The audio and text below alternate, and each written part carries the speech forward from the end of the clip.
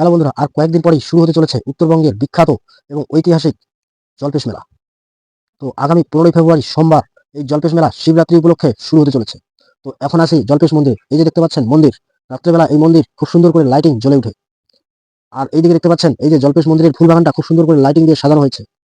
তো এবারে জল্পেশ মেলা আর এসে গেছে। বিশেষ আকর্ষণ হলো জলপরি, জলপরি সার্কাস অনেক কিছু আর বিভিন্ন রকমের নাগরদোলা নিয়ে চলে আসতেছে। তো যারা যারা জল্পেশ মেলা দেখবেন বলে মনস্থ করেছেন আর জলপরি দেখবেন, তো আগামী সোমবারে পরে চলে আসুন এই জল্পেশ মন্দিরে। আর আগের মতো এখন জল্পেশ মন্দির নেই। আগের থেকে জল্পেশ মন্দির প্রাঙ্গণ রাস্তাঘাট অনেক উন্নত। আগে যেরকম বাঁশের সাঁকো ছিল এখন আর সেটা নেই। এখন খুব সুন্দর ঝাঁচকচকে এই যে পাকা ব্রিজ বানানো হয়ে গেছে। এখনো কাজ চলতেছে সামান্য একটু। তো আর কিছুদিনের মধ্যেই চলে আসতেছে, আপনারা চলে আসুন জল্পেশ মেলায়। আর এই যে দেখতে পাচ্ছেন প্রচুর দোকানপাট এসে রেডি হয়ে আছে। এরা নিজের নিজের কাজ করতেছে এবং দোকান রেডি করতেছে। আর আগেই বললাম এবারে জল্পেশ মেলার বিশেষ আকর্ষণ এই যে সার্কাস। সার্কাস আর চলে আসছে বিখ্যাত জলপরি, যেটা কুচবিহারের রাসমেলায় ছিল।